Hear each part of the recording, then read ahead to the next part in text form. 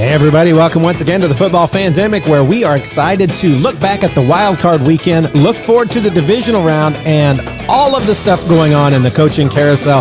There's all that and more today as we talk football here on the Football Fandemic.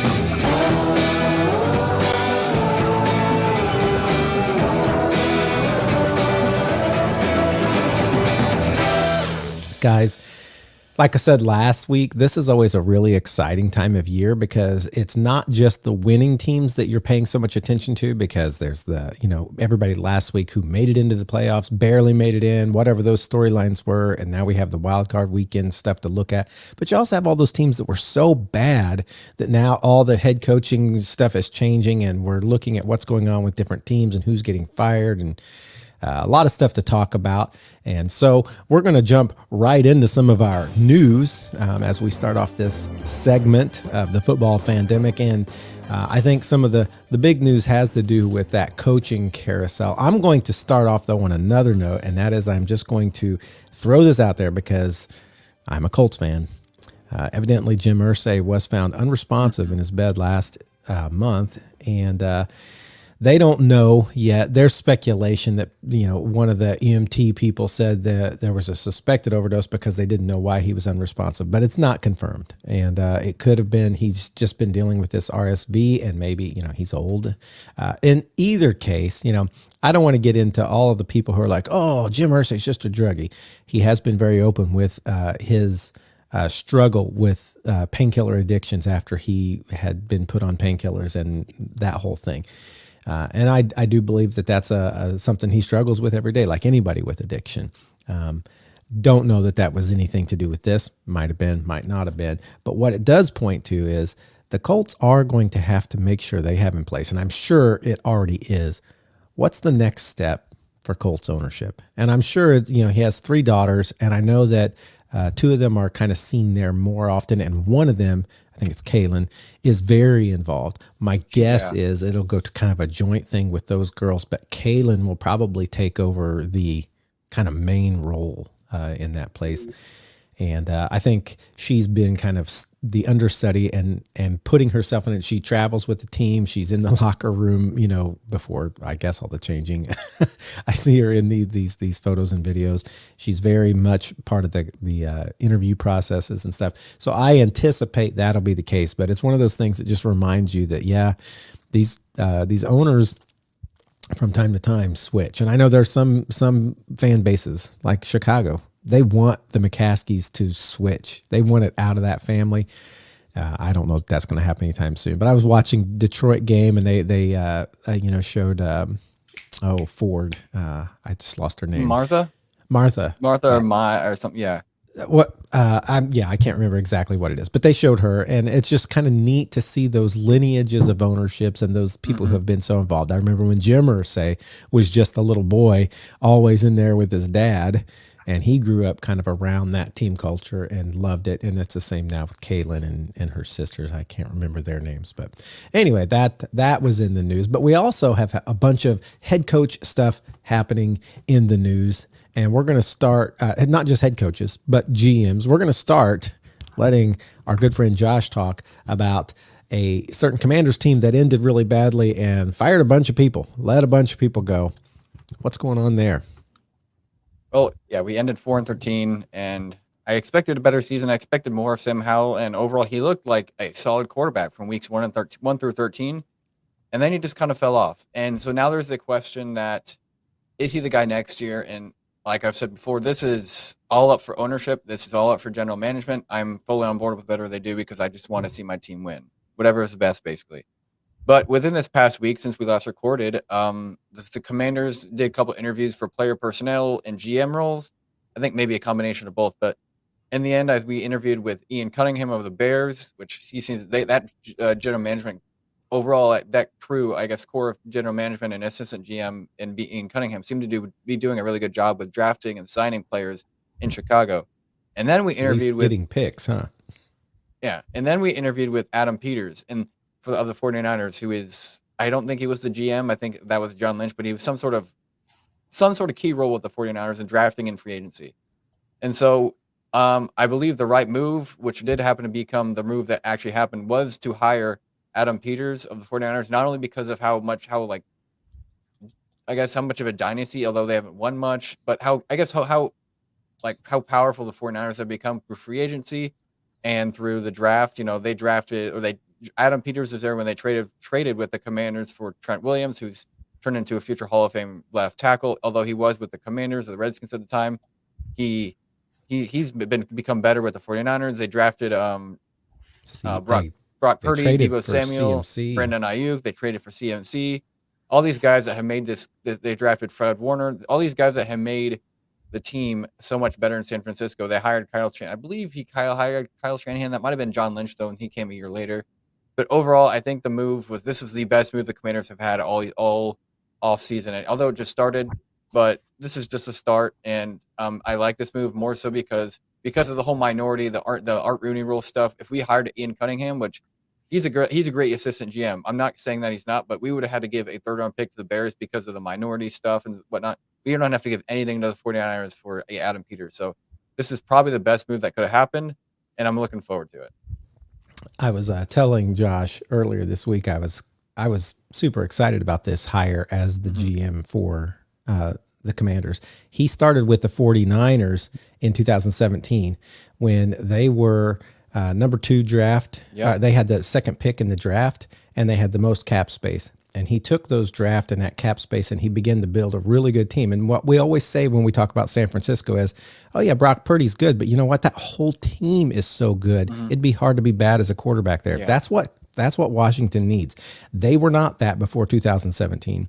He came in and started making free agent signings. He did drafting, and he put together a really good offensive line, defensive line, skill positions, running backs, wide receivers. He just did really well. What do the Commanders have? Their second pick overall this year. They have the most draft capital in the league, and they're hiring the same guy. This could be a very good omen for them going forward. I would have so wanted him over the Bears guy. I know the Bears have been good at getting a lot of picks. I don't know that they've been great at picking when they pick those picks. So just because Ryan right. Poles has done a than the great job Commanders. of trading the first pick away and getting a haul, that's great. But you got to do something with those picks. And I think Adam Peters has proven he does stuff with his picks. And they may not all be. I mean, he's got Debo Samuels. He traded for Christian McCaffrey. He brought, he got Brock Purdy as Mr. Irrelevant, all of that. But there's a lot of names in those offensive defensive lines that you might not necessarily say, oh, this is a great person before they were brought in, but they look so good together. And so he knows what he's doing. I think he got a good one. Mm-hmm.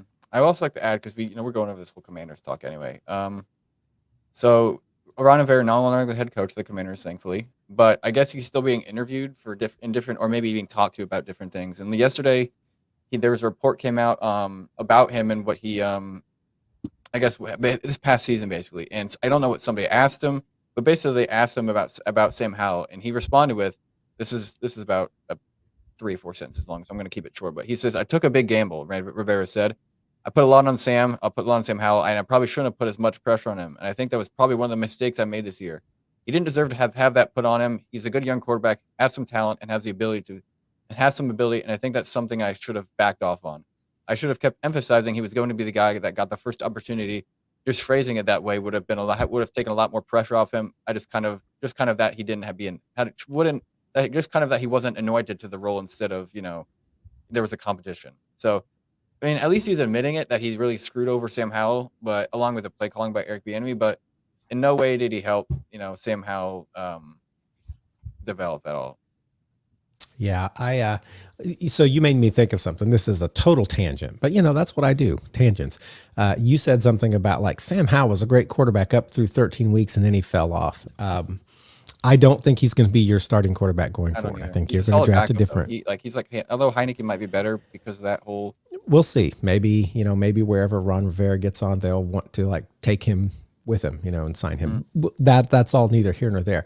What it made me think of was you talked about like up through week 13 and then gone, and it made me think of this little stat I saw or I recognized this last week. And that is, did you know that if the league would have kept the season the same length instead of adding that extra game, the Colts would have been in the playoffs in 21 and 23? Man, both years. Not that we would have went very far, but there's just that. So we'll see who your quarterback is next year, but I guarantee you it's not going to be Sam Howell. I guess I shouldn't guarantee, but I have a strong feeling. We do know that the Patriots, as Josh predicted last week when I was saying, man, Mike Vrabel is looking like something that could be for them. They had already in place in his contract that he would be the successor to Bill Belichick. Mr. Jared Mayo has been hired. Didn't have to really be hired because it was just in his contract already that he was the successor. They didn't have to go through the whole hiring process. He has been announced and presented as their head coach. And now the Patriots are not taking Mike Vrabel, which I said last week, Mike Vrabel is too good a coach. I can't believe the Titans let go of him. He is going to find a job. But now it's a question of where, because I really thought the Patriots were a strong contender. But if they're gone, now you got Belichick, you got Mike Vrabel, you got Pete Carroll, who might be looking, and those are all names that, two of them are a little older. Mike Vrabel, to me, is the one that is most kind of enticing because he's young and upcoming and doesn't look like he's falling off. I don't think Pete Carroll's really falling off a lot either, but interesting to say the least. Patriots done. That went really fast, and so now we get to see where the rest of the coaching carousel goes. We do know that Jason Kelce won't be back in Philadelphia, but we don't yet know what's going to happen with Nick Sirianni. That meeting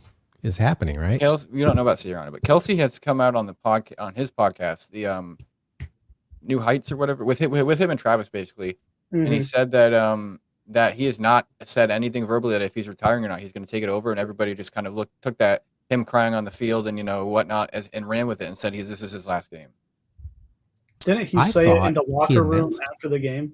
I'm not sure, but he says on the podcast that they have that that he's not decided yet. Really? Because aside from the crying, I thought he announced it. I thought it was put out by some big names that he actually confirmed and announced. So maybe I'm wrong on that. I thought Jason Kelce. He probably he's like 35 or something. Yeah. I mean, we may have to look because I feel like Adam Schefter or Rappaport, one of them said he has confirmed. The NFL, Twitter or which my Twitter handle also said that they did. Well, I don't know. So right now, who want me to look at this? Yeah, I've seen this move before. We all know the Brett Favre story. We all know the Tom Brady story. We've seen this move before. Okay, to retire and then what are you talking about? Yep. Mike McCarthy. Now here's a big one. Last week, I was pretty convinced that Mike McCarthy, if he ended up losing. I was wondering even if he won one game but didn't win two. But if he lost the first game, I was pretty sure Mike McCarthy was done. That Jerry Jones, there was like all this speculation that Jerry Jones really liked Bill Belichick and all this. And it wasn't just me. It was the national media all over. People like, this is something to watch. Lo and behold, Mike McCarthy keeps his job. Jerry Jones comes out and says, man, he has a great regular season record. We got to work on that postseason, but he put us where we need to be and we're sticking with him. I guarantee it's for one more year. And it's a very much Mike McCarthy. If you don't do better next year, you're flat out. But it's just an odd sort of extension for me because I feel like it probably should be done. I feel like I called this one as well. I had said in Jerry world, you have a little bit more job security historically. Look how long Jason Garrett. Oh my gosh, that guy, he got out of his coaching position, went to be the OC for the Giants. Is that right, Josh? And then was out of there pretty quick. And now he's doing sideline. Here's the thing. Jason Garrett had done better with the Cowboys than Mike McCarthy has. Mm-hmm. And Mike McCarthy's still here. But you're right. Jerry World, he gives him a long, long leash. But, that has to frustrate Texas fans, Dallas fans so much because, frustrates we're Dallas. going to have like a great year, and then we're going to get to the first round of the playoffs and be done. And so even if you go, 16 home wins in a row in your own place, even if you win 12 games during the year, you can't feel comfortable with this team, with this coach. Because as we're going to talk about, that game was crazy. We'll get to that in a minute. But Mike McCarthy, he's still with the Cowboys, not with the Colts. Thank goodness, he is with the Cowboys, and I don't know that I would have expected that at all. I was kind of looking at that as this is going to be one of those coaching vacancies. I probably need to make a list and see exactly where we still have coaching vacancies because I haven't done that this morning. We do. Now, somebody put on our script here that RG3 and Jay Gruden have a beef. I have absolutely no idea what this is about. Brendan, you know about this? I did not. I'm going to let you fill us in, Josh. Okay, so during the Philadelphia, Jay Gruden, former coach of the Redskins, former offensive coordinator for a couple other teams. It's hard to I guess go through because RG3 didn't respond to these. You kind of quote. I guess he responded to them. He didn't respond to the post. He quoted the post and kept going and whatnot. But basically, what started out with was Jay Gruden. I have to find it because I just pulled up RG3. 1 second. Jay Gruden tweeted out something along the lines of, he's also has a beef with Brian Mitchell, he was a really great kick returner in the 90s, former Redskin. But Jay Gruden tweeted out, if I ever put a quarterback through what Philly is putting Jalen through, I apologize. Pick up a blitz. And then where'd Brian Mitchell go? Brian Mitchell says, "Are you serious, dude? Please just disappear." And Jay Gruden responds with, "I are a punt returner. Be quiet." I know he meant you, but basically Brian Mitchell, who is one of the reporters, I guess, with JP Finley, who's also a reporter for the Commanders, is arguing with Jay Gruden. But RG3 took it a step further a little bit, and he tweets so much I gotta find it. But he basically said, so he responded with a photo and said, "Say what?" And then Jay Gruden responded to this saying, "You weren't prepared, Robert." And RG3 responded to that saying, "You told me you didn't know how to coach a QB who could throw. You told me you didn't know how to coach a quarterback who could throw and run. So it looks like you weren't prepared." And then he responds with, basically saying we had an excellent staff around us. Jay Gruden does. And I mean, it's a fact they did. They had, Sean McVay, Mike McDaniels, Kyle Shanahan. So they had a really good staff around him to prepare for RG3. And honestly, in the subreddit of the Commanders, I guess, world on Reddit is that a lot of people are, I guess, siding with Jay Gruden on this. Not siding with what he did, but overall siding that everybody was figuring out RG3's way. Colin Kaepernick, once they figured out Colin Kaepernick, which had the same model of RG3, the running, the RPO stuff, once they figured that out, Colin Kaepernick wasn't the same. They were going to figure out RG3 at some point. And if he goes to Baltimore and doesn't succeed, and then Cleveland doesn't succeed, then something's wrong with RG3 and that this staff wasn't going to do anything to help him because they couldn't, because he was not willing to, do anything to improve himself. So if you're a Commanders fan, you're big in on what's going on with this beef. I mean, I think it's over. For me, I kind of always expected that RG3 was like a little more hyped up than he would be. He did look good his first year, but that was when we took Andrew Luck, and I was always happy we took Andrew Luck. Always. So sorry, RG3. Coaching keeps. Let's talk just a few minutes about some of the places that we already talked about Mike McCarthy. That was probably one of the bigger surprises for me personally, not for Brandon, who knows about that long leash that Jerry Jones has. But what other places have we seen that they have decided and kind of said, we're staying with our coach? We know New Orleans, right? Chicago, Eberflus. By the way, someone, and so we just commented that we don't know yet what's happening with Nick Sirianni in Philadelphia, right? But somebody in the Colts chat somewhere at one point made a little post that I laughed at, and it was like, back in this year, I think it was the year 2020 when Phillip Rivers was with us. How in the world did we make the playoffs with Frank Reich, Nick Sirianni, and Eberflus? What a coaching mess. And you look at where those guys have gone. Frank Reich has looked really bad, ending with the Colts and then just being fired halfway through his first year with Bryce Young. Nick Sirianni's fallen off. Eberflus hasn't looked great, and yeah, I'm a little surprised that Eberflus kept his job. I'm very surprised. I have a brother-in-law who said, "Yeah, Eberflus will keep his job," and I'm like, "Why do you think that?" He said, "Because it's McCaskey's. They know that they can save money by not having to buy out his contract, and they don't care what the fans think. I'm like, yeah, that's probably true. So somehow he held on, and everybody on the offensive side got fired, but I don't think he's their savior like everybody thinks. I liked him in Indy.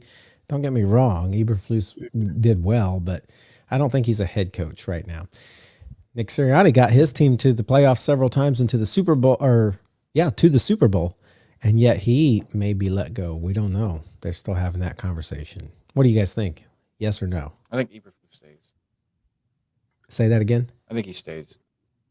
I do too. I think it depends on the talks they have this week.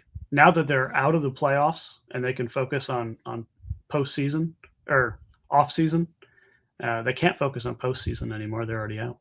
Right. But now that they're in the off season, another mock-up I saw was Bill Belichick to the Eagles, which I don't think Bill really fits the Philly vibe to me. He doesn't pass that check. He's, not quite that aggressive.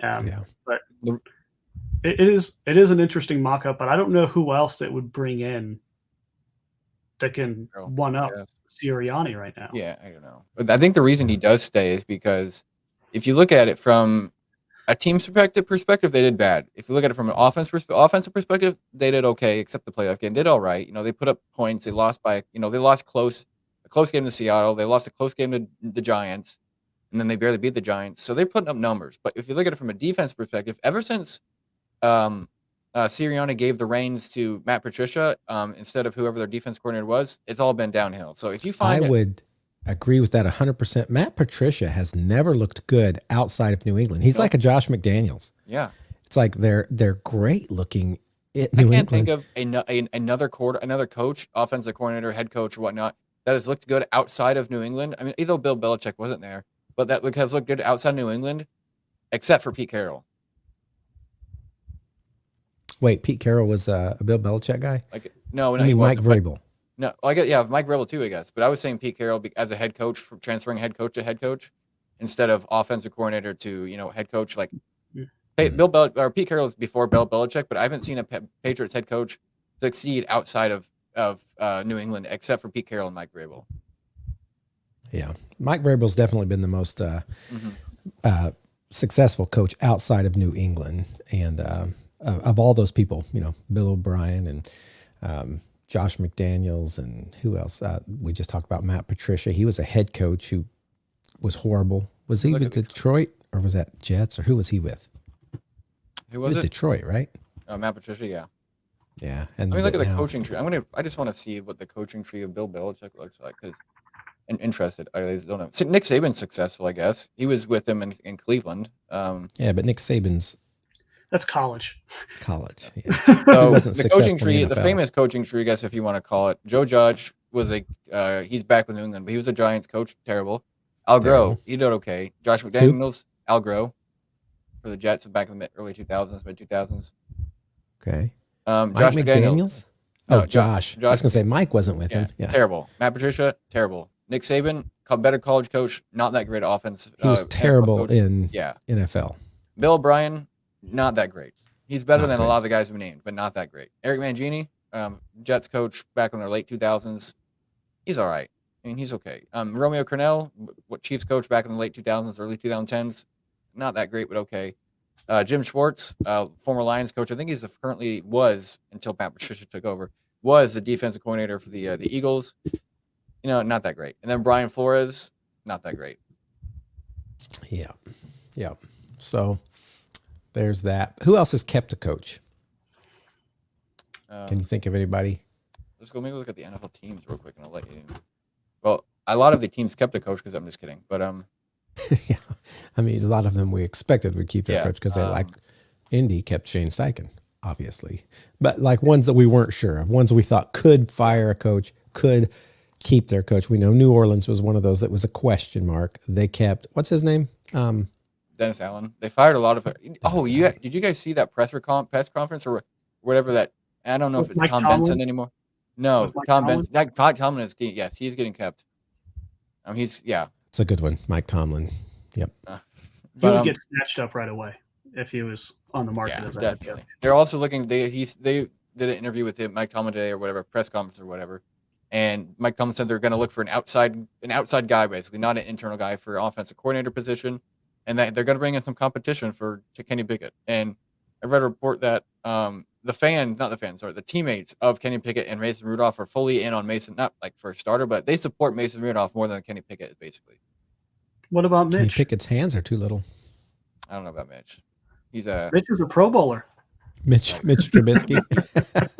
Anyway, back to the Saints. The GM or the Saints GM decided to retain head coach, and his reason behind not really his reason, but he says Bill Belichick in his first 3 years 6-10, 6-10, 7-9, 7-9. Tom Landry 0-11, 4-9, 5-8, 4-10, 5-8. Hall of Fame coaches, all of them. Bill Walsh 2-14, second year 6-10. And so he's basically saying that these guys take time, and he's basically comparing Dennis Allen, who is a mediocre coach, to Hall of Fame coaches. Yeah. Well, I think he's trying to say we're going to give him the time because we think he could grow. Yeah. But yeah, I forgot about Mike Tomlin is a pretty big keep because that was a question, and it was more a question of would Mike Tomlin decide to leave, but he decided to stay. His press conference where they're like, "Tell us about your next year," and he just turns around and walks away. Not so much as of recent, but during the middle and end of the season, Sean McVay was on the chopping block. Wow. Yeah. They ended up pulling it out at the last second, but I don't know, because a couple of years ago there was also talks about him retiring. Well, when he won the Super Bowl, I thought he would be like, "I'm out," but he said, "No, I'm coming back." And then they had like a pretty bad year, and he said, "I'm coming back again," right? And then they had a decent year this year. Yeah. So some big keeps. We'll keep our eye because obviously the coaching carousel is just winding up, and there's a lot of places where we're still waiting to see what coaches are going where. What's this next one? A trade with Chicago. Talk about that, Brandon. Yeah, Brandon, talk about that. So this one I saw on Twitter, which could be interesting. There's been a lot of talks about what Chicago is going to be doing this draft. And of course, none of them are actually from Chicago. It's all speculation from the media. So that's where we're getting our information from, is speculation. There's been a lot of mock-ups of Justin Fields being traded to Atlanta and the Bears getting what's his face out of Southern California? Caleb Williams. Yeah. And so, which sounds like a legitimate thing that they could do. I know the Bears fans want Justin Fields. The management are probably looking at it like, Justin really hasn't amounted to much for us. He's also more injury prone given his ability to run.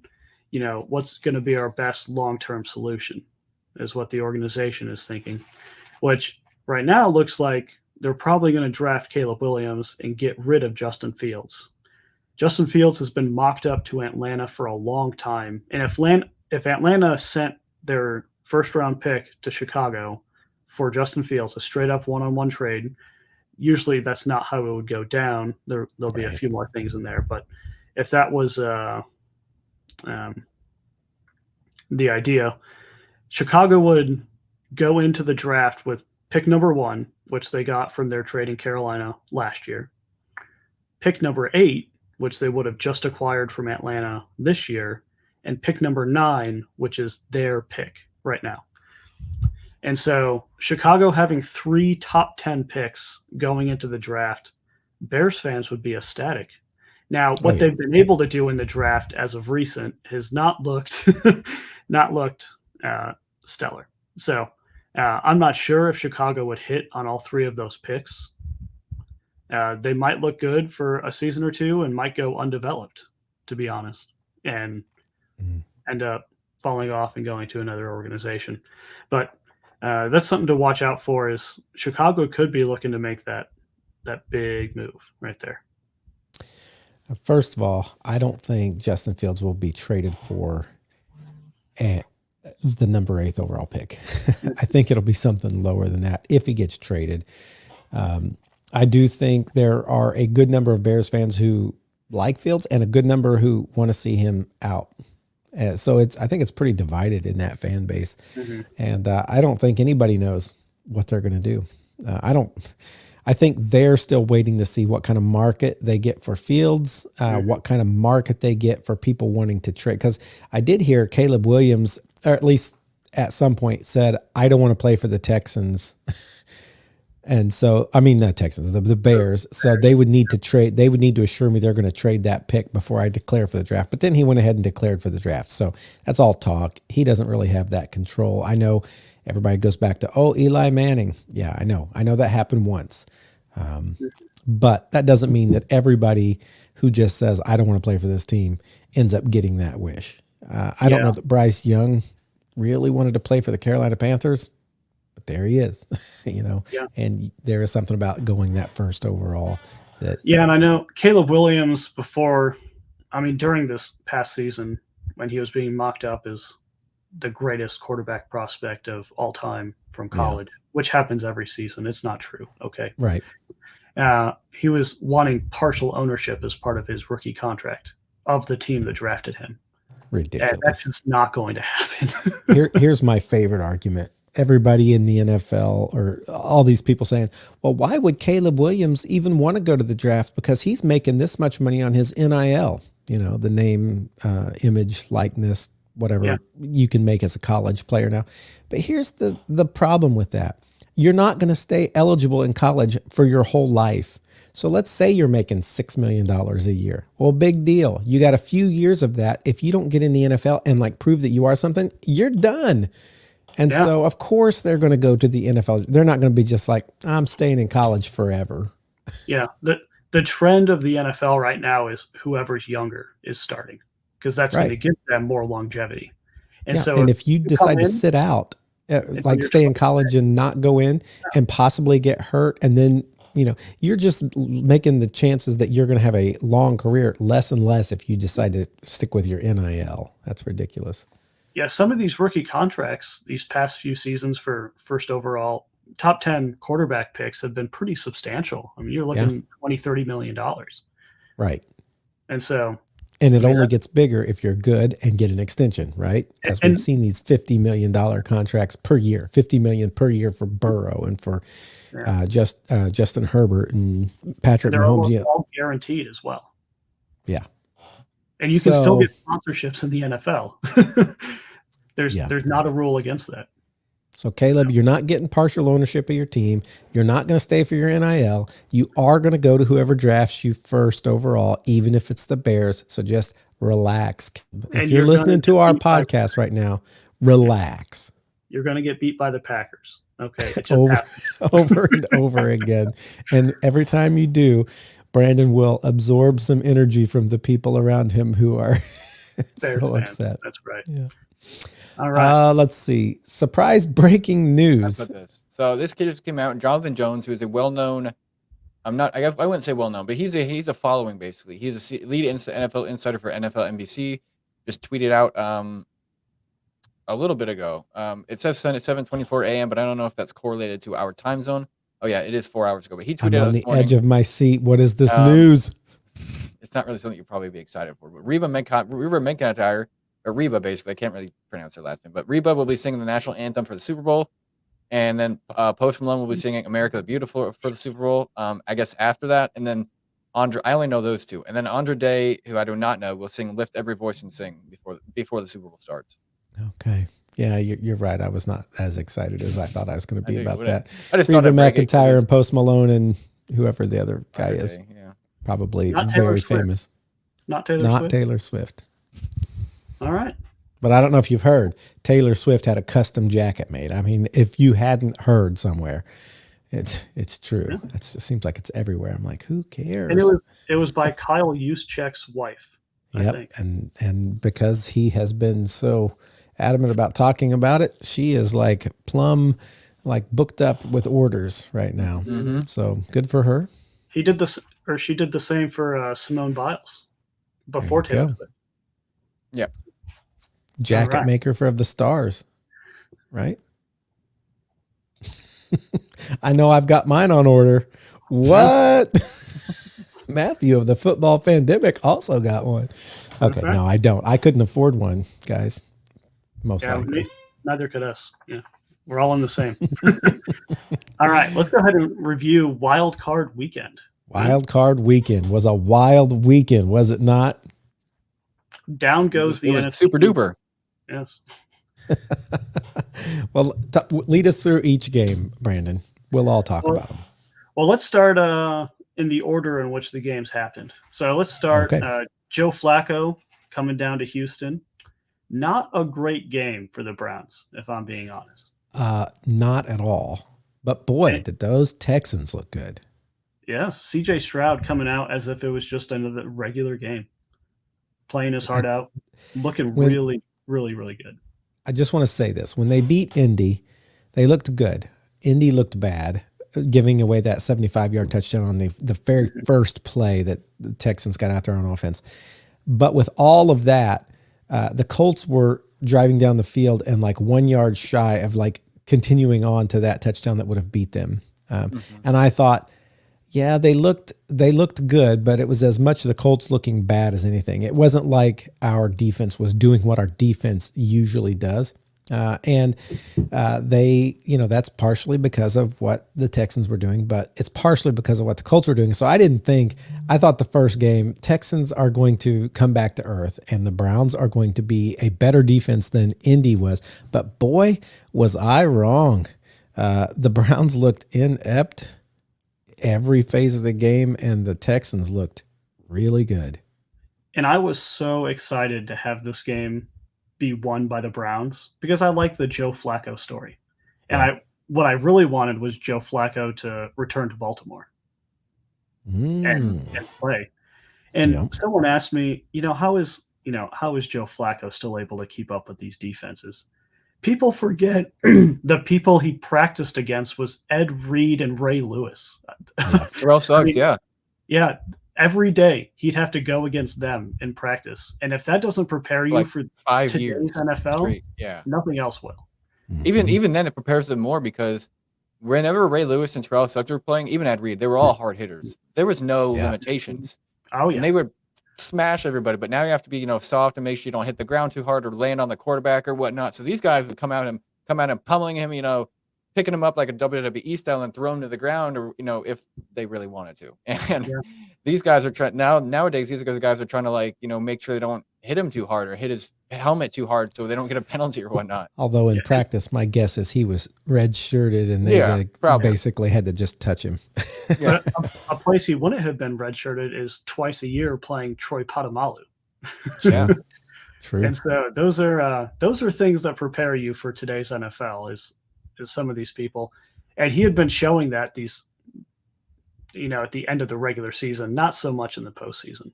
So what do you think happened in this game? Defense took over. Texans defense took over. Mm-hmm. They just didn't have any answers for overcoming the defense. Which I was really surprised over. I think as much as the Texans defense, I think it was the Texans offense beating that Browns defense. Yeah, because the Browns didn't seem able to stop CJ Stroud at all. And that's Myles Garrett and crew, and they have been strong all year, but they did not look it. That was a top 5 defense this season. Yeah. And did nothing. Yeah.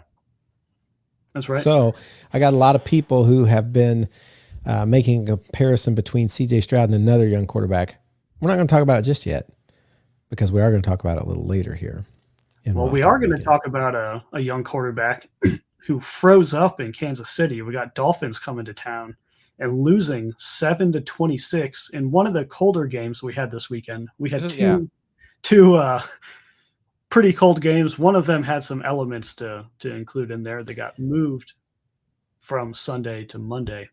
But I guess both of them had to deal with it. We had the brittle cracked helmet of Patrick Mahomes. Mm-hmm. That's right. We also had, I forget, something like 7 people had to go for hypothermia and 4 or 5 had to go for frostbite. And there's people suing Kansas City for them having to deal with the elements. Is that not crazy? That's crazy. As a fan, you choose to go to the game when you know the temperature, wearing whatever you wore, and you're suing the team because you got cold. Come on. Yeah, come on, man. Yeah. This is also, I believe, this is the third with real field wind chill. This is also the third coldest game in NFL history. Maybe only playoff game, but I believe it is actually the third coldest NFL game in NFL history. Yeah, it was the Ice Bowl a playoff game, or was Yes, it not? Yeah, I was gonna say that's the coldest. I believe it's that, and then that playoff championship game. I don't know if it's divisional championship, but that playoff game between the Bengals and the Chargers in the '80s. It was in Cincinnati. It was completely frozen over, just like the Ice Bowl. And then it's this one. I'll look at the NFL coldest games. Yeah, but those with the negative 59 wind chill, much colder than this negative 30 wind chill. So it was. Yep, I was right. Lambeau Field negative 48 degrees with wind chill. Cowboys, Packers, NFL Championship Ice Bowl. Number 2 was Riverfront Stadium. Interesting. So the wind chill by degrees, negative 13 degrees for the number 1 Lambeau Field game for the Packers, the Ice Bowl. Number 2, negative 9 degrees, AFC Championship game at Riverfront Stadium in Cincinnati, San Diego Chargers versus Bengals, with a negative 59 degree wind chill. And then number 3 hasn't been updated yet, but it is the Chiefs game. And then number 4 is the Blair Walsh game where he missed the kick. It was a negative 25 degree wind chill. And then number 5. Packers Vikings in Minnesota whenever they actually had when they didn't have a dome, negative 18 degrees, 0 degrees, negative 18 degree wind chill, and 0 degrees total, or without the wind chill. Yeah, that wind chill, that Bengals game, I think, was the coldest wind chill, but the coldest actual temperature was the Ice Bowl. But yeah, that's just crazy to think about players out there in negative 59 wind chill. You know what's crazy about all 4 of those? All 4 of those actually, or 5 of those now actually. All 5 of those occurred in the Midwest, and all Midwesterners. I know Brandon knows this because he's a Midwestern. He was a Midwestern. We're Midwesterners. All Midwesterners say, "Well, if it wasn't for the wind." That's right. So, all right. Well, speaking of the Ice Bowl, we had that matchup happen again, and not so cold of a temperature. It was like 30 degrees, but it was inside a dome. Packers go to Dallas, the first 7th seed in NFL history to win a playoff game. And Matthew was thinking about it. He's like, what do you mean? That's never happened. Well, it's because it's been 3 years. This is the 4th season that has happened. It started in the I was with you. Yeah. So, and so Packers did it. Steelers, not so much. We'll talk about them later. But talk about a show out performance from Matt LaFleur and this team. Oh my gosh. I went in, and if I'm just being honest, I'm like, okay, it was fun. We made the playoffs. We beat the Bears. Woohoo. All right, let's just go lose to Dallas and start our offseason process. Well, boy, was I wrong. And I'm happy it was. A few weeks ago, you were going down the roller coaster and you went into the concrete. You busted through the ground down somewhere in the Earth's crust. But then you shot up out of there like Superman because you guys are back on top. Oh my gosh. Everyone is living so high right now in Green Bay. And this next week is really going to challenge us. But Jordan Love and CJ Stroud, 2 of the young quarterbacks in the league, had the exact same amount of even Brock Purdy too, and pass completions. We were within 2 passing yards. Yep. I think CJ Stroud had 2. I think it was attempts, not yards. I think they had exact same yards and same passer rating, but the completion versus attempts or whatnot was 2 off. I'll let you look it up, Josh. I thought it was yards. That was 2 off. Might have been. I don't know. I'll look it up. Completions and attempts were exactly the same. The passer rating exactly the same, and the touchdowns exactly the same. Isn't that crazy? It was just so comparable down the line. Yeah.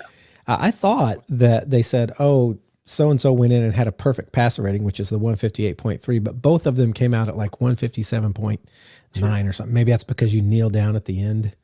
Yeah, so Jordan Love had a perfect passer rating when we sent Sean Clifford in, our backup quarterback, who now has more playoff snaps than Justin Fields. Fun fact. It was yards. It was 2 yards. Yeah, it was 272, 274. Is that right? It's not like we know or anything. Was it exactly this? Yeah. Looking it up. So the Packers, put the backups in, called it good. Dallas came back and scored, and we're like, oh, let's put him back in. And Jordan had a a missed pass at the very end that took him from a perfect passer rating to an almost perfect. Should have left him out, huh?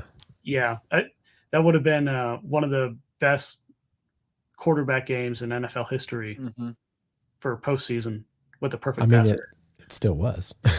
It still was, yeah. Still, you go in as the 7th seed against the 2 seed who's won 12 games and won their last 16 at home. You're in their home, and you're putting in your backups at the end of the game. That's a good playoff game. Yeah, and people look at it, they're like, it was 48-32. What are you talking about? I mean, the Cowboys got 16 garbage time points. It was 48-16. I mean, that's essentially when everyone knew, okay, this is it. That it's not going to happen again. And Kyle Shanahan came up and gave a press conference the next day after the game. And he said, yeah, I was watching the game. All of us kind of were, and we were, taking notes on who we might be playing next week. And we got to the second quarter of the Packers game, and he's like, I'm starting to cross out some of these other teams, and we started preparing Green Bay. And then they got their first touchdown in the third quarter, and I crossed off every other team, and I'm fully focused on the Packers coming. Yeah. He said we've already started preparing for the Packers. It's like, yep. In the third quarter of the game, and so that was fun. That's always a chess match to watch. Kyle Shanahan, Matt LaFleur, former Redskins. Yep. In there. The Redskin Bowl right now. This week. Yep. So it'll be fun. I don't have high hopes again. I'm still very, very, very, very, very burned from the last multiple times we've played in the I was going to say, if there is a kryptonite team for the Packers, it's the 49ers, and it's always, you guys get to this same, the same place, and it's the 49ers standing there that is painful. And it's the same thing, how the Packers are the kryptonite for the Cowboys. Yeah. Every postseason, it's the exact same thing. And Cowboys fans hate it.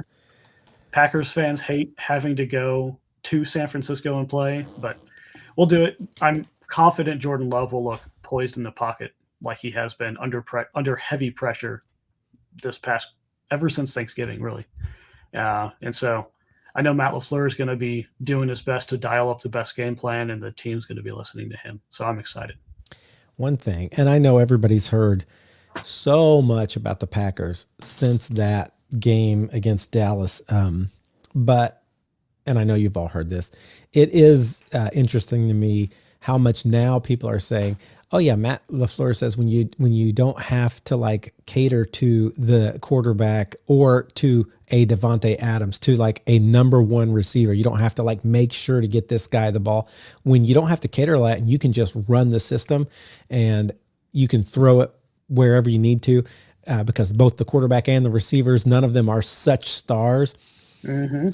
It made a difference. And it's true what people said. There was a point in this season where Jordan Love was not playing well.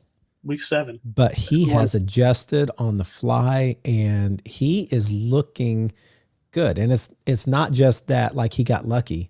He's looking good. Same with CJ Stroud. CJ Stroud's looked good and had some hard bumps through the season, but he is right now, there's just no two ways to say it. He's doing what he needs to do as a quarterback. Same with Jordan Love. They're both two young quarterbacks that I'm excited about, and they're not even on my team. As a matter of fact, one of them is in my division against me, and I'm still find myself excited for him. I've got to calm down next year because I want Anthony Richardson to come back and give him a hard time. But for now, I'm liking CJ Stroud. I'm liking Jordan Love. All right. Well, you could say I'm loving. You're in love. Jordan Love. Right. Let's talk about probably the most talked about playoff game going into it. I'm talking Rams in Detroit. And I thought you were going to go with Bills and Steelers, actually. Oh, no. Rams well, Detroit yeah, but I feel like me was way bigger. Bigger, but I would feel like more talked about is the weather, because like, oh yeah, you're going to cancel this game, but you're going to let them play in the chance of Kansas City. What are you doing? These are stupid. You know what I mean? That's what I thought you meant by talked about. Like, the weather stuff. Well, I'll get to this when we get to that game, but I have something to say about that. Yeah, when the media goes out, not the media, when the Lions come out and say, do not wear a Lions jersey that has the number 9 on it, That is a big statement. And man, this game was the closest game we had. That was a 1-point game. Yeah, The rest were blowouts. Lions coming out. And oh my gosh, I couldn't have asked for a better game. Both quarterbacks were first overall picks by the opposite team. Yep. And just kind of what's thrown even away to go better do something is else. not part of the trade, of course, but Brad Holmes was with the Rams whenever they're drafting Jared Goff, and then the Lions signed him, or give him a contract to be their GM, and brought Jared Goff with him and believed in him, and here they are now. Yeah, and so it also Dan Campbell completely changing the culture. I'm still on board for Dan Campbell Coach of the Year. It's going to be tough between him and D'Amico, because I can see people saying, man, the Texans were so completely bad last year. Mm-hmm. And now they're where they're at. That could be the thing that keeps Dan Campbell. But man, Dan Campbell, I'm with you. Dan Campbell is just love the Lions that coach. Have been so bad for decades. It's not even just last year. It's this is not just shift. This is not Coach of the Year. This is Coach of the 30 years. Yeah, or whatever coach it is. Of the NFL history, right there. Dan Campbell. Just what he's been able to do, and coming out to host a playoff game and win it. That's it. It's right there. And what he did, taking over and not having success, the next year having a little bit more success, and then this year winning a playoff game at home, and we got to be amongst the first to text about it, is enough for me for him. And I love D'Amico Ryans. I think he was a fantastic hire.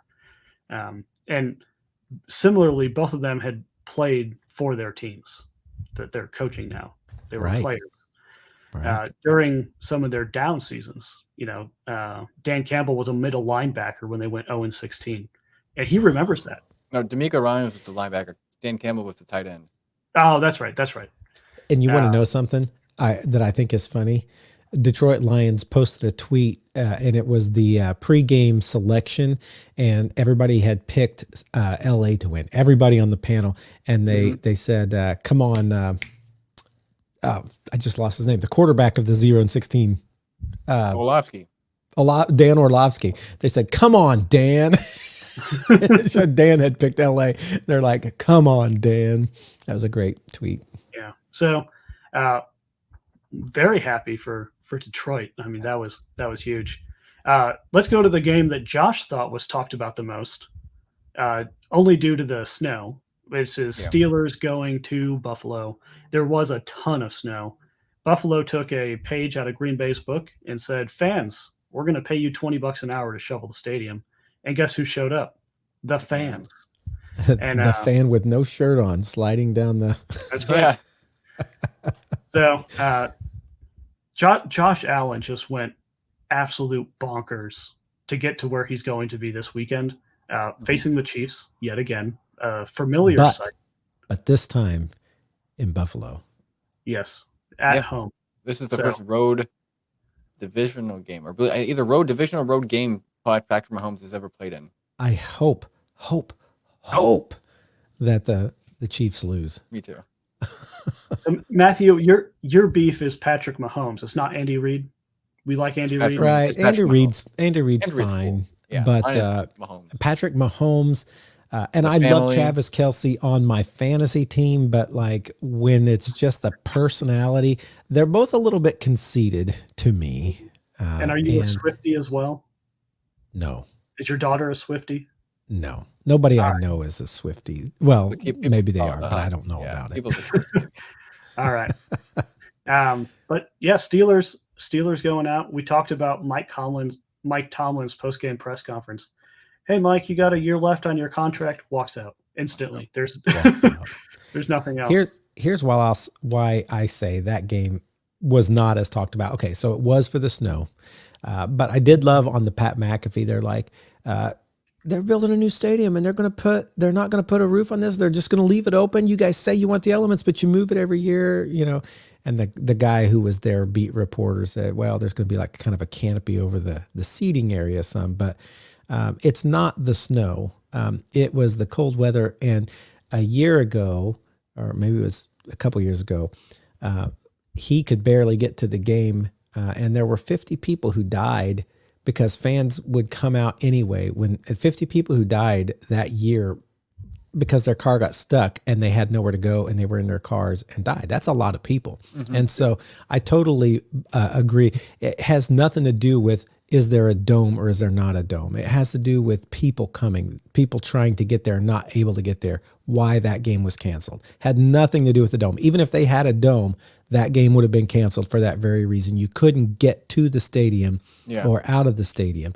And so I'm glad that he pointed that out, that it wasn't a dome issue. And even if there was a dome, that would have happened. But yeah, we all knew the Steelers had lost their big defensive player. And what's that? Yeah, TJ Watt. And that game was probably not going to be super close. So. Yeah. Our final super duper wildcard weekend game, which I think surprised some people, but not so much given on how the Eagles were playing. The Buccaneers came out and stomped. I mean stomped the Eagles 32-9. Oh my gosh. I thought the Eagles were going to somehow show up. First of all, I just have a hard time believing Baker Mayfield and the Tampa Bay Buccaneers are going to continue going on. I feel like this week may not, but I felt like that last week. I thought the Eagles might step up, now that we're in playoff mode, but boy, the Eagles did not. They did not look ready at all. And so they're done. They're out. And everybody's like, yeah, we saw the last part of the year. They've been collapsing. And yeah, boy, it looked like it against the Buccaneers, didn't it? What's crazy, though, is I don't know if you guys have seen, so imagine you have, but it's surfacing all over social media, is that after the Chiefs game, if Nick Sirianni leaving is like, I can't hear you guys now, Chiefs fans or whatnot, and as he's going through the tunnel when leaving after the game, ever since that game, they've been like 2-7 or something like that. Yeah. So which, of course, it doesn't have any correlation because it's just something he said. I think the correlation comes down to Matt Patricia being the defensive coordinator over whoever it was. I think it was Jim Schwartz, but I think that's what it comes down to. It has nothing to do with what he said, but it's just funny to see how Nick Sirianni's personality has gotten the best of him and how he's, egotistical and whatnot out there and whatnot. It'll always come back to bite him. Tell you what, their defense did not do what it needed, but their offense wasn't doing anything either. The Buccaneers just basically ran that game, both sides. Yeah. So that was our wild card weekend games, and some of them not what I expected. I did not expect the Texans to win like they did. I did not expect the Packers to win like they did. I did not expect Tampa Bay to win like they did. I did expect the Bills to win over Pittsburgh, and I'm forgetting a game in there, but the Lions. I really expected the Lions to win by more than one, or I was hoping they would, but I'm glad they got the win. So let's take a look at the games coming up.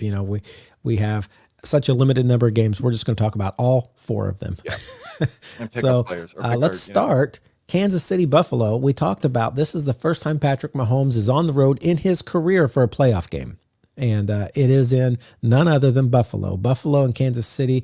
You remember that game, was it last year, 2 years ago, where they kept going back and forth, who had the lead all the way down to 13 seconds in overtime, and then Mahomes, did what he did. We have a modified playoff overtime structure because of that, thanks to Jim Irsay, bringing that up with the owners. Right. And so now, if we get down to that position again, which I think a lot of fans are hoping for that, the opposing team will also have an opportunity to score a touchdown. It'll be sudden death from there. Yeah. And I'm excited about that. I hope this is a great game. I think I've already let it slip. I really hope Buffalo beats Kansas City. I'm not a Kansas City fan at all. But secondly, somebody asked me, Matthew, who do you want to see in the Super Bowl? And I'm not going to give away the NFC side now, but I'm going to say that I'm kind of giving away the 2 games here for the AFC. I really want it to be either Buffalo or the Texans. Neither one of them have won a Super Bowl ever. And I would love for they're my picks. I don't care for the Ravens. I know they were the number 1 seed And I don't care for Kansas City. I know they're always great, but man, I would love Buffalo or Texans to win. So my pick this week is Buffalo. It's as much out of desire as it is for what I think could happen. As it is, it's really hard for me to pick who could win that game because either one of those teams could be hot. And neither one of those teams have looked exceptionally great, like, for their teams. I expected them both to look better by the end of the regular season. They both look like they had some stumbling that happened in there. So I'm going for Buffalo. What about you two? Buffalo. Aw, yeah, unanimous. Let's do it, Buffalo. In Buffalo, in the snow, which I think they're going to have more snow this week. They're going to have their fans come out and shovel again. Mm-hmm. That's right. Beat them. All right, what about the next game? We got the Texans versus the number 1 seeded Ravens, who didn't have to play last week. Lamar Jackson and crew. They had the best record for the regular season.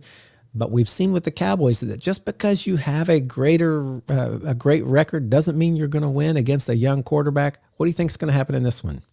I think this will be a relatively close game, if I'm being honest. The Texans are on a high right now from their win last week, and they're going to go in blazing. They're going to be so good. But Ravens have also been sitting down and studying and contemplating what their game plan is going to be for a victory. And Lamar Jackson is very, very good in the playoffs when he plays, when he's not injured, of course. And so I think I give the nod to Baltimore here, but I don't write off the Texans to have it be a blowout. I think it's going to be a lot closer than we expect. Me too. I think it's the exact same reason. I think it's going to be close.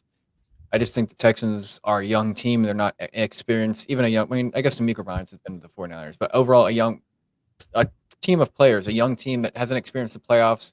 Harbaugh's been there so many times. Lamar Jackson's been there a lot. Even if he is injured, the players on that team have been there a lot. I think they're more experienced, and I think Baltimore wins. I'm going to say it doesn't matter because you guys already outvoted me. I'm going Texans on this one. I do think Baltimore's great, and I do think with all of the last year's quarterback stuff with Lamar Jackson and how he was possibly up for another team to take a stab at in the offseason before the draft happened. Because I remember all the Colts fans being like, why don't we just go for Lamar Jackson and then, whatever. For them to come back and get to, the Super Bowls, what they want to do, would be such a stamp of, yes, Lamar Jackson is that guy. But there's also all of the expectation on him, and there's none on the Texans, who are playing hot, and they're just like, you know what, we're going to go in there and we're going to let loose. And so far, C.J. Stroud has looked great in letting loose. And his number 1 receiver, Nico Collins, right, has looked amazing. Not to mention the other guys on the team, and he's thrown it to a lot of other guys. Their defense has looked stronger than I ever expected, but of course they've got D'Amico Ryans, who's a great defensive mind. I think this is going to be a very tight game, and I'm going to say that I think the Texans are going to slightly beat out the Ravens. But again, I wouldn't be surprised either way. So I can see the reasoning you guys are using. And so evidently as a podcast, we're picking the Ravens, but I just want it to be known on air. Matthew picked the Texans. All right, let's slide on over to the NFC. We have the Tampa Bay Buccaneers going to Detroit. I'm going to be honest here. This is probably too biased for me not to look into too much, but I'm going Detroit. I love the Dan Campbell story. And my boss told me that if the Lions win the Super Bowl, he's not going to be a Vikings fan anymore. Because how could the Lions win one before the Vikings? So I'd like to see that. But I also it's hard not to root for Dan Campbell and what he's done. And it's been such a good ride these past 3 seasons, watching the development of that team and playing them twice a season. And the Lions did come out and a lot of their players said, we don't want to play the Packers. They scare us, which made me happy. And I accept that. So I'm going. I accept that. Because I think the same thing about the Lions. And so I'm glad there's a mutual respect there. But I'm going Detroit. I'm all in on them winning the divisional round. And depending on what I say next, maybe hosting an NFC Championship game. So I'm going to say also Lions. I've said over and over again, I think Tampa Bay is not going to make it, and they keep making it. But I do see this as the place that could very well stop. I think this is a better team than the Eagles, even though the Eagles started off hotter in the year. I think the Lions are just a more physical team. Even though they don't have the big tush push, I think overall they're just a very physical team. I think Jared Goff is throwing the ball extremely well, better than Jalen Hurts was at the end there. And so I'm going to go with the Lions also. And I just love that the Lions fans are getting some wins. I want that to continue. I'm going Lions. I am too. I mean, I'm Lions are my Super Bowl pick. I'll be honest with you. All right. I'm going to lead us off on this last game. Green Bay Packers going to the San Francisco 49ers. I'm scared. That's my emotion right now is fear, scared. Any synonyms for that, I have it. If I do see a bright spot in the Packers' victory for this, it's that the 49ers have been mightily inconsistent with turnovers the past quarter of the season. And so if we can pressure Brock Purdy and get some turnovers, some interceptions happening, CMC is not going to be fumbling or dropping the ball. We know that wholeheartedly. So it's all about getting pressure on Brock Purdy and having him throw a pick or two that's going to give the Packers an opportunity. And if we do that, I like our chances because I kind of like what our offense did against Dallas. And they're very similar defenses, Dallas and San Francisco. Both very high. Of course, San Francisco is the bona fide number one defense statistically on just about everything in the league. But Matt LaFleur has got very creative. And so if that's my bright spot in here, is it's going to be Jordan Love consistency with the offense, which we've seen that we can do against top defenses. And then pressuring Brock Purdy just a little bit so they don't have the ball as long. And then, of course, Aaron Jones, 100 plus yards statistically leads to victories for Green Bay. So if we can get those three things, I like the Packers. If none of those things happen, it's not going to be close and the 49ers are going to win. But I'm very, very scared for this weekend, and I can talk myself into either way. I honestly could. What's your official pick for today? Packers. Okay. I'm going to go next and let Josh go last. Okay. This is almost exactly the same situation as I just talked about with the Texans and the Baltimore Ravens. You got this young quarterback who's coming in hot.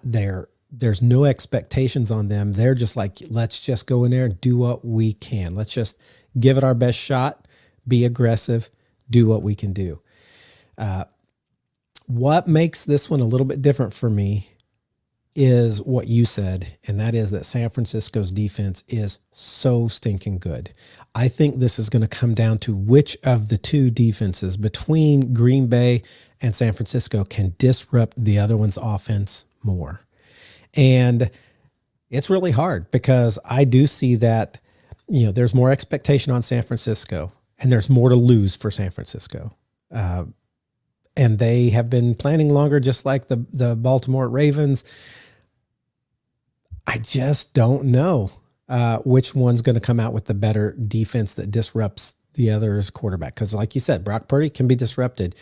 Jordan Love, I think, has shown that there are times he can be disrupted. But boy, last week, it didn't matter. He was like throwing off of both feet in the air, throwing the ball, and it going right where it needed to go, on the run, extending plays. This one's probably one of the tougher for me of all of the games. I think the Lions are going to easily beat Tampa Bay. I think the Texans are going to have more of a shot with Buffalo than some. With this one, it's just so tight that it really comes down to, is it the one with less to lose that goes out there and just gets creative, like you were saying with Matt LaFleur, or is it the dominance of a team that is built hard all the way around and has been in this place so many times that they are just hungry to win this place finally? I'm having a hard time. I'm not going to lie to you. I'm having a hard time deciding who I think will win this. In my heart of hearts, I have this sinking feeling that the 49ers are going to come away with that win. But in my optimistic dreamer heart and in my you just never know heart, just like with the Texans, I feel like the Green Bay could come in and like, again, I love that CJ Stroud and Jordan Love did what they did, and they were like identical almost in their stats. And I would love to see if I couldn't have my quarterback. My Super Bowl matchup of Lions versus either Buffalo or Texans. I'm letting you know now. My hope is that it's a team that has never won the Super Bowl that is in there. But if it has to be a team that has won the Super Bowl, I would rather see Green Bay than San Francisco win another Super Bowl, especially where they're at in their life. Although I love the Mr. Irrelevant storyline, I'm like really torn. I am so torn that I didn't want to be last and be the one to decide. So I'm going to go opposite of Brandon, just so it has to be Josh that decides this. Yeah. But I'm going to tell you, Brandon, I very much think that Green Bay can do this one. Yeah, scary. Like you said, scared, yes. And if Green Bay loses, everybody will be like, well, it was San Francisco. And Green Bay went in there and they were amazing, but Green Bay can do this.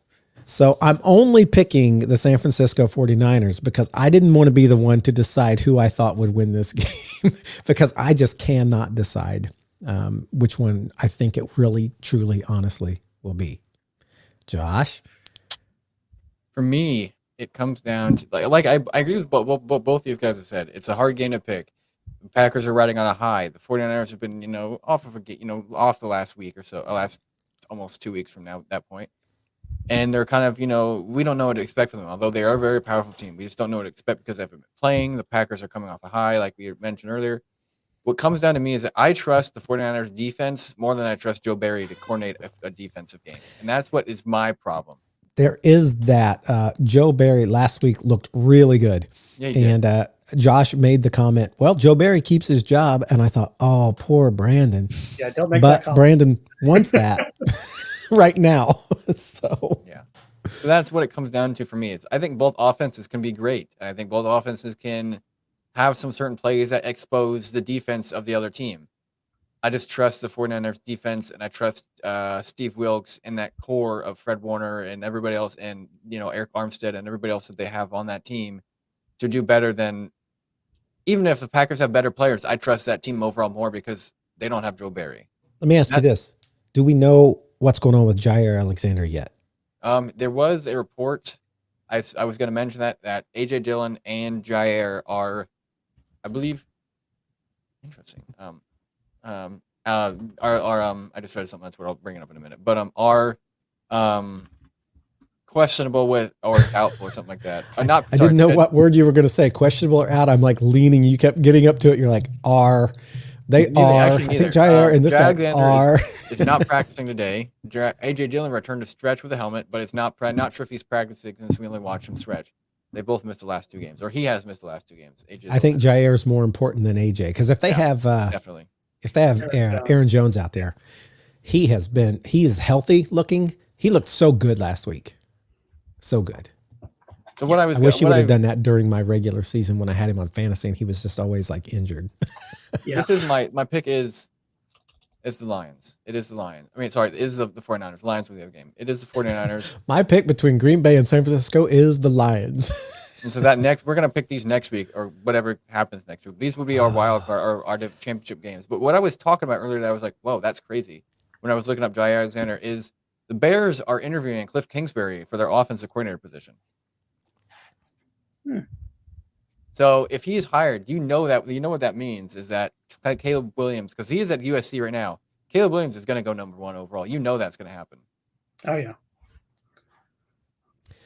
Guys, I don't know that there's a part of me that really thinks the Texans and the Packers could replace the Bills and the 49ers in this setup we have here. I'd love to hear our viewers' comments on who do you think? Do you think the Texans are gonna beat the Ravens? Do you think the Packers are going to beat San Francisco? Do you think they're going to be in these conference games? Because they so could be. And I know that when it comes down to me, at least, and I'm pretty sure when it comes down to at least one division, I want to see those young quarterbacks win. I picked San Francisco because I couldn't be sure, but I would love to see Jordan Love and CJ Stroud. And I guess I guess I was going to say this. If I couldn't have teams playing that had never won the Super Bowl, because that's what I want. Yeah. I would love to see those two young quarterbacks in the Super Bowl against each other. What would that be like? It would be fun. It would be 2 7 seeds, right?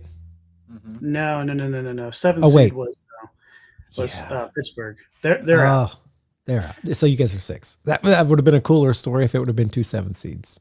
Yeah. But it's still cool, a 6 and a 7 seed, 2 young quarterbacks in their first year of playing in the Super Bowl. That would be all kinds of hype. That'd be all kinds of hype. Exciting stuff coming up, guys.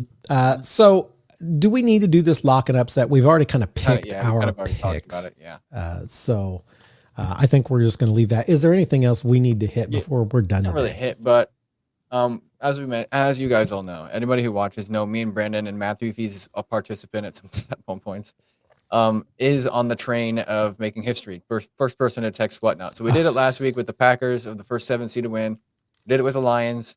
So pay attention, because this week there is a chance for the first 7 seed to win in a divisional game, and then the first time to text the Lions won a divisional game in the world. So pay attention to that as we move forward. I will say this, guys. You will have noticed that both Brandon and Josh are like lickety split on that, and I have been suspiciously absent of every single text that has been world breaking. That's because I always end up having to watch these games delayed because of family. And I have kids that I have to do stuff with. And so I always am in the middle of the game when they are texting, and I can't look because I don't want to know who wins until I watch it. And so I have had to, very much so during these playoff games, if I see a ding from Brandon or Josh, I don't look. I swipe up immediately, get that off my phone so that I can still experience this game in all of its glory. But I have been watching their world-breaking tweets, and I'm just going to say, as far as history-making guys, Brandon and Josh are your history-making guys from here on out. They're the guys. Watch them; they're going to do it. So, what's funny though is whenever we just talked about this, but I don't know if you guys watched the post-game stuff with the Lions game, but as they were going through the post-game, I don't know what at point, but who was calling that game? Was it Buck and no? It was. Yeah. It was Buck and Aikman, right? No, I think it was Aikman and Tyrial, or the what's his name? Territory, or no, he's the ref. Anyway, whoever was calling the game on CBS at the end were like, "Well, if you know any Lions fans out there, make sure you text them, because that's the first time that's ever going to happen in the world." So we're on top of that, and NBC knows that too. That's right. That's right. All right, guys. Well, get your texting ready this next week. We're going to have some really good games, and we're going to come back next week and talk about them and then what the conference division is going to look like. So join us here on the Football Fandemic next week for more crazy playoff football. Thanks for watching, everybody.